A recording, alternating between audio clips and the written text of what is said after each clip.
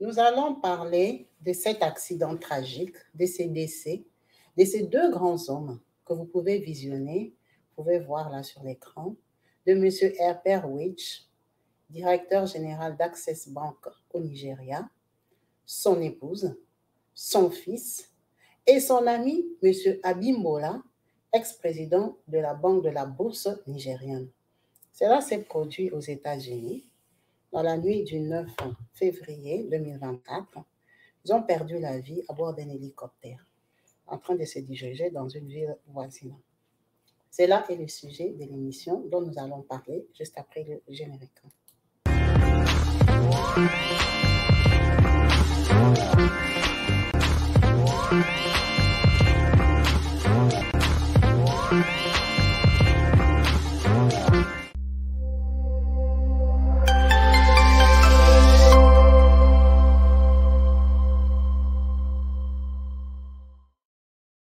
Bonjour et bienvenue sur ma chaîne YouTube Kabibi Loba. Avec moi-même, Maman Kabibi. Comme vous savez, ici nous parlons des actualités, des faits divers, de tout ce qui se passe autour de nous, qui nous choque, qui nous plaît, qui nous enjaille. Nous sommes là pour échanger, discuter et commenter dans le respect. Aujourd'hui, nous allons parler de ces grands messieurs, ces deux grands hommes que je vous mets en photo pour vraiment déjà présenter les condoléances à leur famille. Et c'est douloureux de savoir qu'on peut perdre deux grandes personnes comme ça en un jour. Ce qui montre que vraiment la vie est vanité et poursuite de l'homme. Tout peut s'arrêter un matin. Le monsieur que vous voyez à gauche s'appelle monsieur Abimbola Ogambanjo ou quelque chose comme ça. Les noms nigériens ne sont pas faciles à prononcer.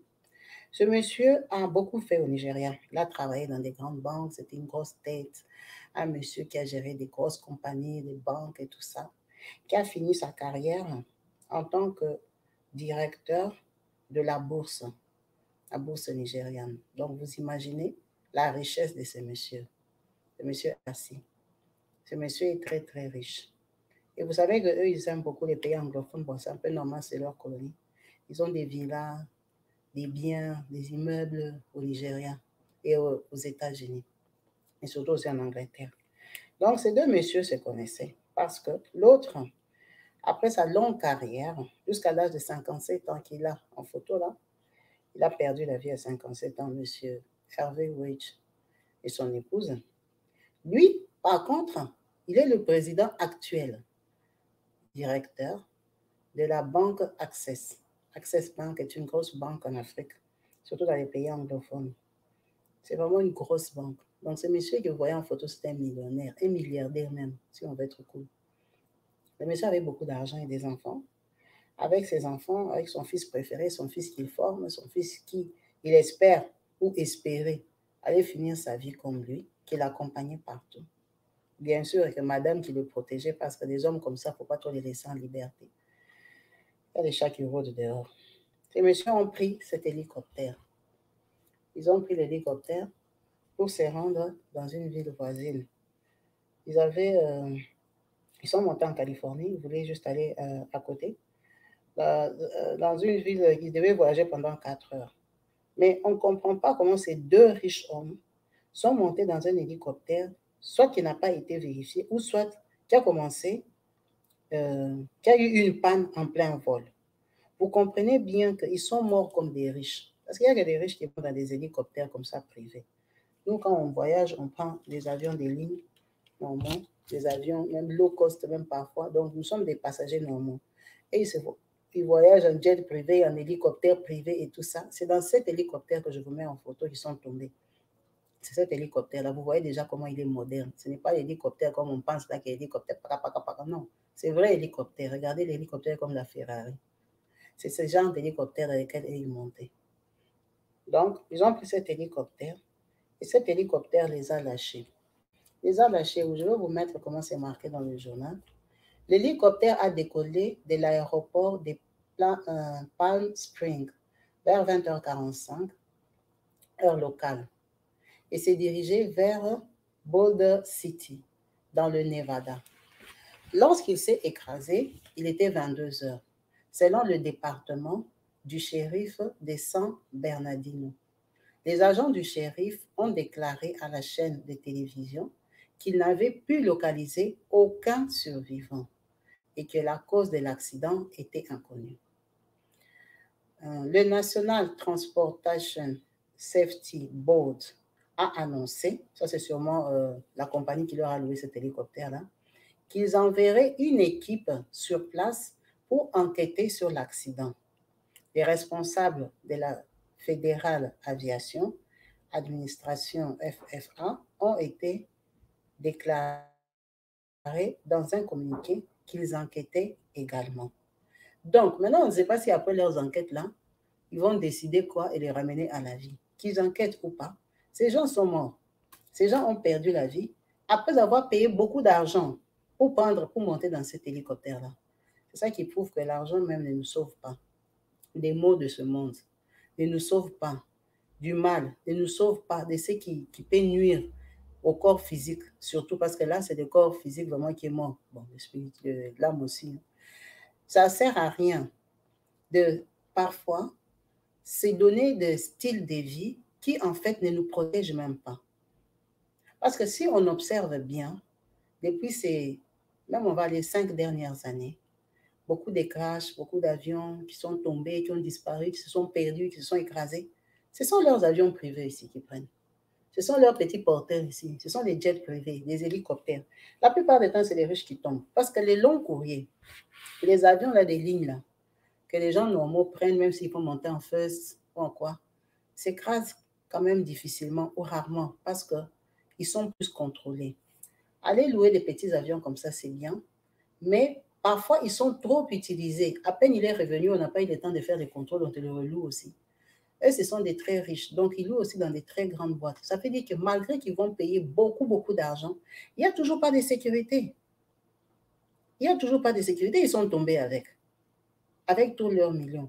Donc cet hélicoptère a fait écraser 2 gros riches, 2 milliardaires, 2 millionnaires. Ce monsieur a perdu la vie à 57 ans seulement. Il n'a pas vécu. Par rapport à l'argent qu'il avait, il n'a pas vécu. 57 ans, c'est quand même... Tu n'es même pas encore à la retraite. Donc, on ne peut même pas dire que tu commences la vie. Parce qu'on commence la vie à la retraite, non? Ça veut dire que maintenant, tu es libre, tu peux te reposer, faire de ta vie ce que tu veux. Tu n'as plus d'obligation. Donc, lui, il n'était même pas à l'âge de la retraite. Il était en plein pouvoir. C'est pour dire que quand on commence l'année, nous tous, on a l'espoir de vivre. Nous, on pense que cette année, vraiment, on a des projets. Donc, ce monsieur que vous voyez en photo, il avait encore des plus gros projets. Le projet de réussir, de s'enrichir encore plus, de construire, d'investir dans je ne sais pas quoi. Comme il est intelligent, là, il se promenait déjà avec son ami ici, qui est déjà dans la bourse. Donc, ils avaient des projets vraiment de on va investir comme ça, on va faire comme ça. C'est grave. Et il a perdu la vie un matin comme ça, avec son épouse. Avec son épouse qui le suivait pour le mettre en sécurité, pour assurer ses arrières, pour assurer sa place. En assurant la place, elle est partie tomber avec lui. Elle est partie mourir avec lui. Et ce qui est dommage, qu'ils sont morts avec leur héritier. Bon, étant nigérien, je suppose qu'il doit avoir beaucoup plus d'autres enfants, que ce n'est pas son seul fils, parce que ça serait terrible que toute la famille décède comme ça, que l'argent reste. C'est vraiment dommage. C'est vraiment dommage. Ne plaçons pas trop de confiance que dans le matériel, dans notre argent, en pensant que c'est l'argent qui nous donne la sécurité, qu'avec ton argent, tu es... C'est quand tu vas dans un hélicoptère comme ça, tu es en sécurité, non? Tu es loin de tous ces gens que vous ne payez pas, des gens qui vous escroquez, des gens que la banque a fait comme ça, et tout ça. Tu es en sécurité. Tu es supposé être en sécurité, en fait, quand tu es dans cet hélicoptère. Les gens ne te voient pas, tu te prends avec des gardes du corps, avec des grosses voitures blindées, on ne te voit pas.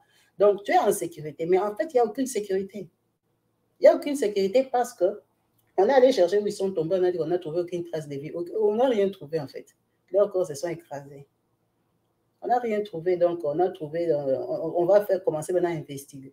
L'investigation. On va chercher si on va trouver une raison. Bien sûr qu'ils vont trouver une raison qui va couvrir leur compagnie.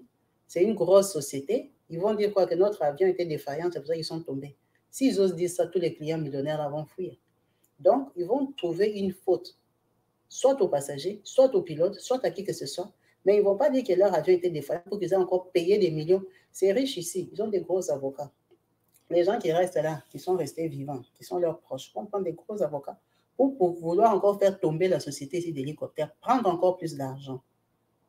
Donc, ils doivent trouver une raison qui les sauve, une raison qui ne va pas les ruiner. C'est vraiment dommage. Comme on dit dans la vie, quand on commence l'année, chacun a ses projets. Aujourd'hui, la personne L'adjoint du président ici, le monsieur ici, qui était directeur de la banque, lui, vraiment, Dieu a répondu à ses prières parce qu'il aura les postes. Comme on dit, les malheurs des uns pour la joie des autres. Lui, maintenant, il aura la promotion parce que c'est lui qui fait maintenant l'inté. Aujourd'hui, l'homme déjà qu'on parle, son adjoint est déjà président. Est déjà président. Donc, quand ils ont commencé l'année et ils avaient les projets, l'adjoint ne savait pas que, avant même fin février, je serais déjà président d'Access Bank. Donc, c'est son tour. Alors, comme dans la vie, chacun a son tour. Hein, vivons correctement. Soyons bien. Vivons correctement parce qu'il n'y a pas de garantie. Quand il a quitté le Nigeria, il est parti aux États-Unis cette fois-ci. Il ne savait pas qu'il n'allait pas rentrer. Comme il a beaucoup d'argent, la période qu'il a fait au Nigeria, il est déjà parti même aux États-Unis 2 fois. C'est pas mal, non? Il a l'argent. Les avions, c'est quoi? C'est rien du tout. Donc, il vivait sa vie. Où ils ont fêté là-bas, ils ne sont pas encore rentrés. Donc, il ne savait pas qu'il ne va plus rentrer à Lagos. Il ne va plus rentrer au Nigeria. Il ne savait pas. Donc, ça ne sert à rien aussi d'être mauvais en espérant que, ou en croyant que tu es éternel ou quoi que ce soit. C'est triste de mourir comme ça, avec plein de projets, jeune, avec une belle femme, avec beaucoup d'argent, avec l'avenir, tout te sourit. Tu as des amis bourgeois comme toi. Ça, c'est les gens de monsieur même. Regardez déjà son ami. Son ami, il était président de la bourse au Nigeria. Ce sont des gens qui sont extrêmement riches. Donc, si même tu as des problèmes d'argent, tu as déjà des genres d'amis comme ça. Il va te dépanner d'une façon, il va te propulser. Donc, tu ne peux pas devenir pauvre. Vous comprenez un peu son entourage. Mais c'est vraiment dommage. Regardez pour son ami, on a écrit le chef d'État nigérien, Bola Ahmed Tinubu, a déclaré que l'ancien président de la bourse du Nigeria, Abimbola Ugambanjo, figurait aussi parmi les morts, qualifiant l'accident de tragédie accablante qui dépasse l'entendement.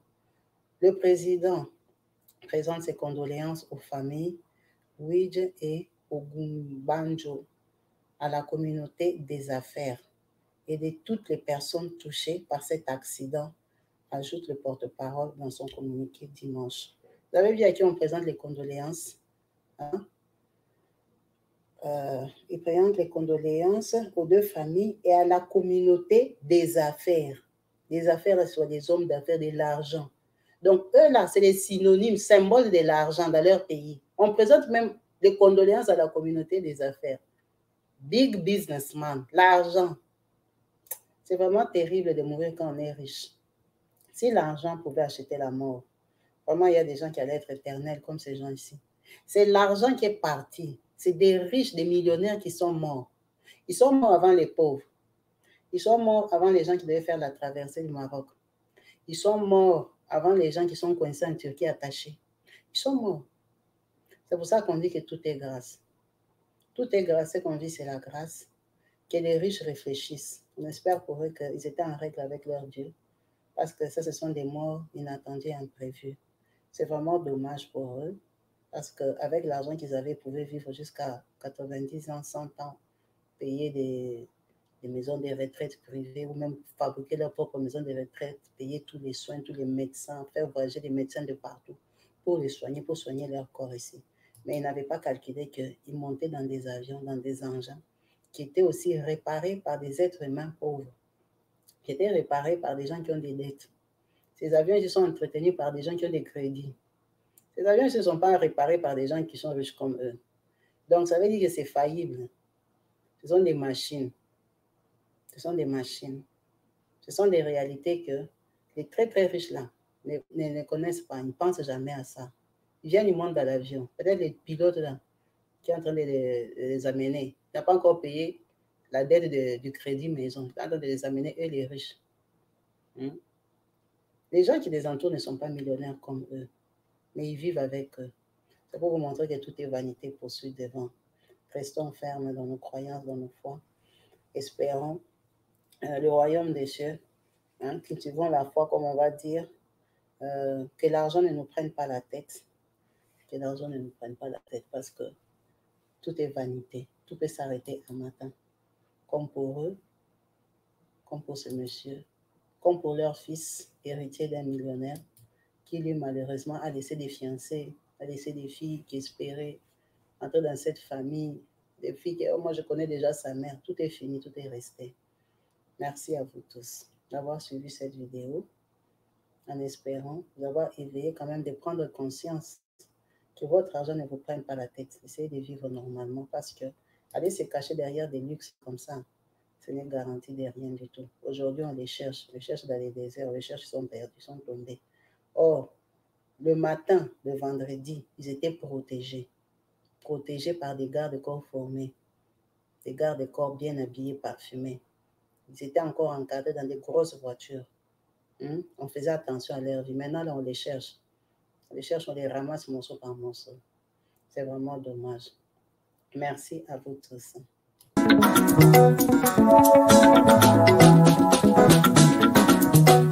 Partout dans le monde, sans exception, abonnez-vous sur la chaîne YouTube Kabibi Show TV.